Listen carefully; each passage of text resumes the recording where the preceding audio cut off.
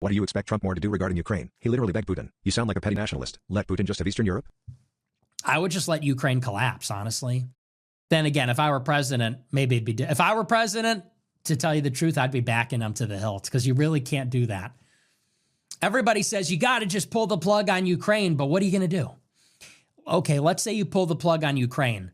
The whole world is going to say that America is an unreliable ally. We pulled the rug on them.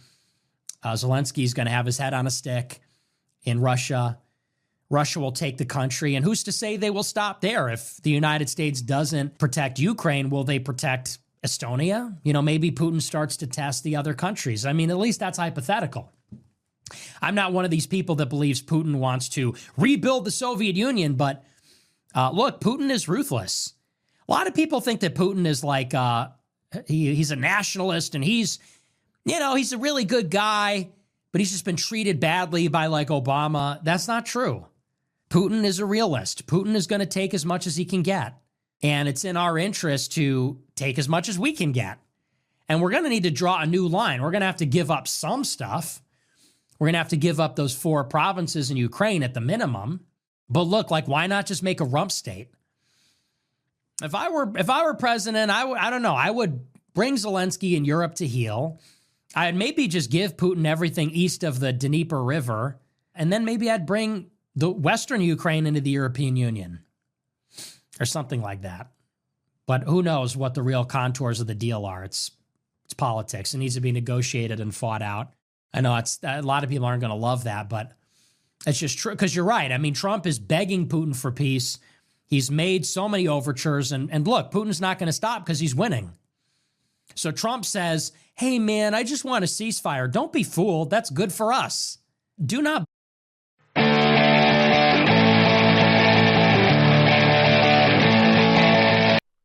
Hello, welcome to a new edition of the Right Wing Populist Podcast. I am the Right Wing Populist.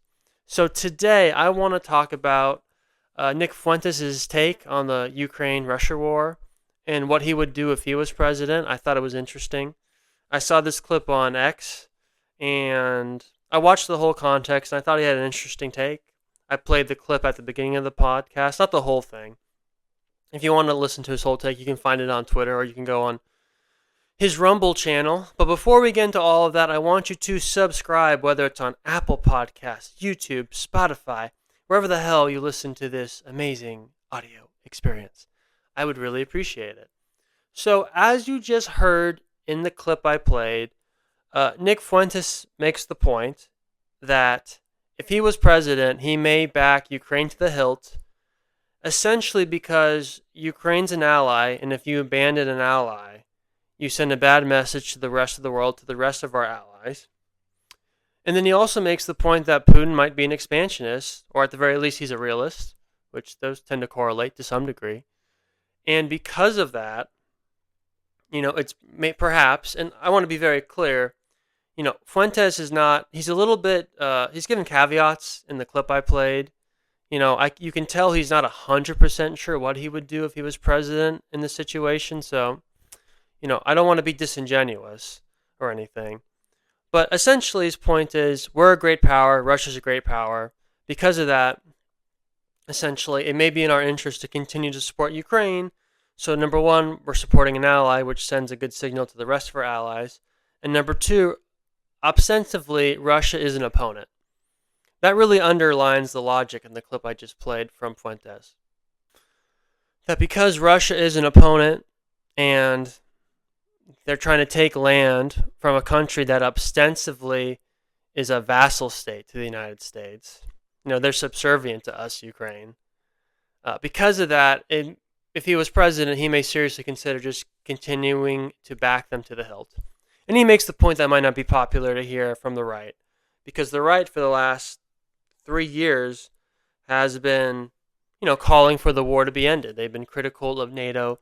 They've been critical of Zelensky, critical of the European Union, critical of Joe Biden, and some are now being critical of President Trump because he has not ended the war yet. So, a couple of things. Number one,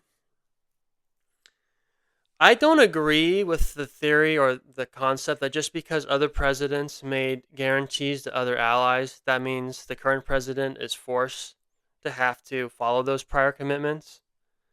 And Fuentes isn't saying that explicitly, but that's sort of the logic of what he was saying there in that point. And the reason I don't agree with this is, number one, we've had a bunch of stupid presidents in the past. Okay, or at the very least, we've had presidents that have made stupid decisions. I mean, Joe Biden was literally retarded. We had a retarded president for 4 years. Okay. So what? Because prior presidents made commitments to other countries, when a new president comes in, or a returning president in this case comes in, he has to be forced to follow the commitments from the prior administration? No, I don't think so. Especially when you run on a platform to reverse the policy of the current administration. And it's interesting because, Fuentes makes the point that it's a bad signal to our allies that we might abandon them. But I thought he was America first, right? Like, all of a sudden, when it comes to Ukraine, and again, this is a hypothetical, he's obviously not president, and you can tell he's not 100% sure, so I don't want to be disingenuous, or, I don't want the Fuentes people to come at me. I'm not trying to be unfair to him. But he makes the point that he's essentially saying that we have to take into account what our other allies would think of an action of abandoning one. But I thought his whole mantra was America first.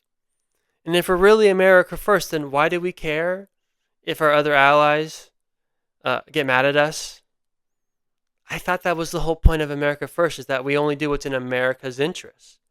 And if other presidents made commitments that's not in America's interests, I don't give a shit if it's going to upset our other allies. We have to pull out of these commitments if they're bad for the United States.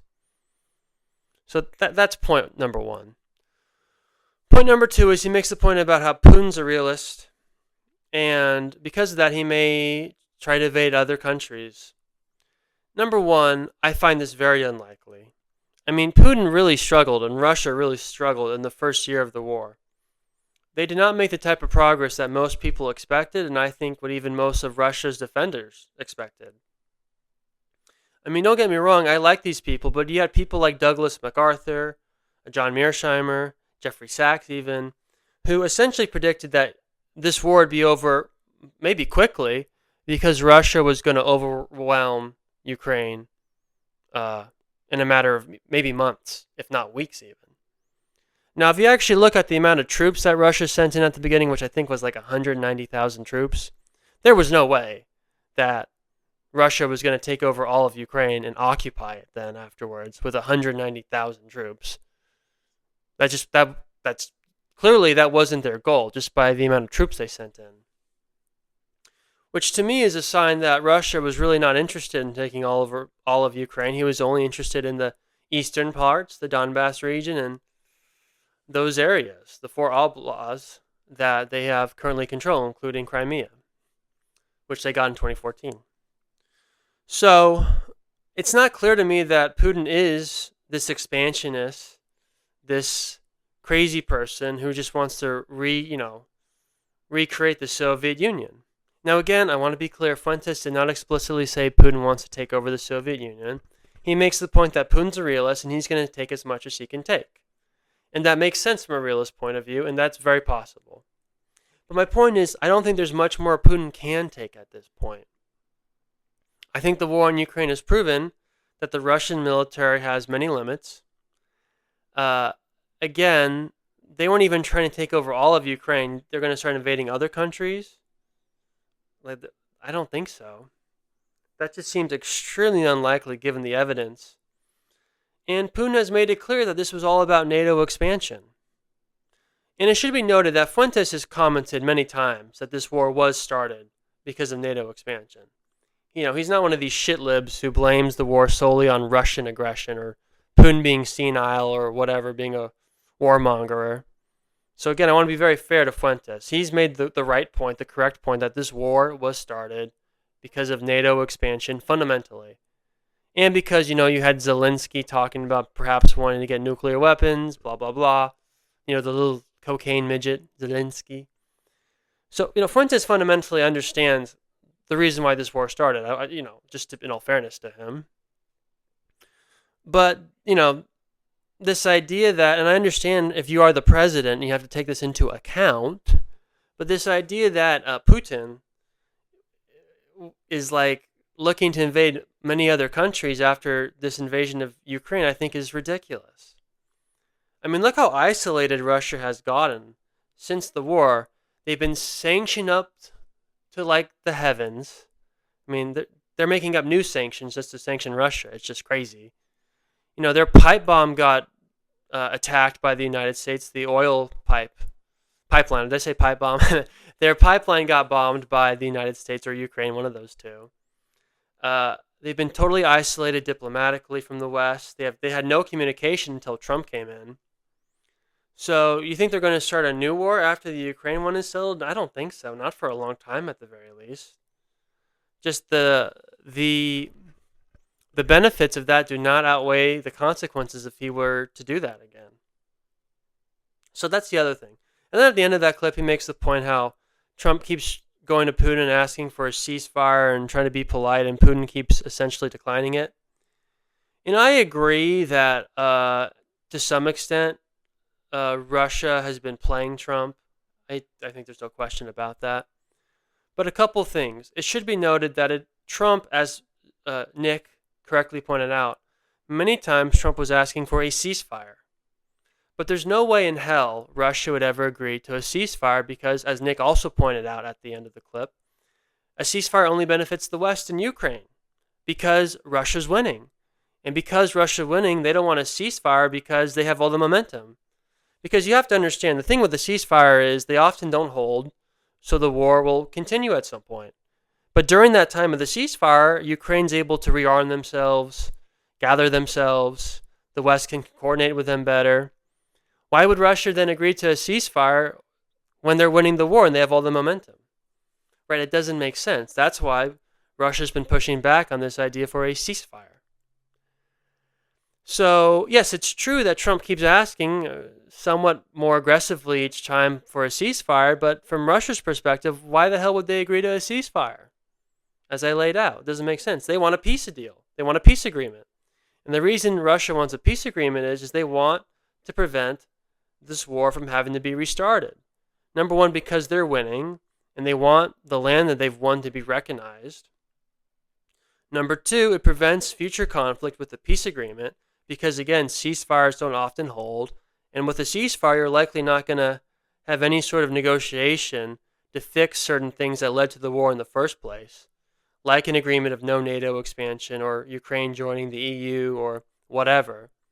With a peace agreement, those details tend to get sorted out. With a ceasefire, they don't. So from Russia's perspective, why the hell would they agree to a ceasefire? It makes no sense. So I understand what Fuentes is trying to say is essentially that Russia's been playing Trump, even when Trump's been trying to be diplomatic to them. But that's fine, and that's a fair point to make. But from Russia's perspective, that doesn't really matter, right? Because this is an existential war from the Russian perspective. It's unacceptable for Ukraine to be part of NATO. NATO kept expanding eastward. And in 2021 and 2022, the West kept discussing putting Ukraine in NATO. I believe Kamala Harris made a speech shortly before the war began, essentially saying that Ukraine would join NATO at some point. And you have to remember, the Europeans have known for years that Ukraine is different and that Russia would see this as an act of war if Ukraine ever joined NATO. Angela Merkel, the former Chancellor of Germany, have you heard of her? Angela Merkel, former Chancellor of Germany. She said when there was some resolution, some vote in the EU or some sort of, one of these gay European conferences or whatever, there was like a resolution about whether or not Ukraine should eventually become part of NATO. And Germany voted against that. And they asked Angela Merkel why Germany voted against it. And she said because Ukraine joining NATO would be seen as an act of war from Russia. And this is Angela Merkel. So it's been clear that everyone has known that the real start of this war was NATO expansion. And again, Nick's aware of this. I'm not attacking Nick from this point. Okay, I'm just trying to explain why Russia turning down Trump's attempt for a ceasefire, I don't think is Russia being dismissive. I think it's Russia being rational and understanding that for this conflict to really end in a permanent way, it has to be ended with a peace agreement, not a ceasefire.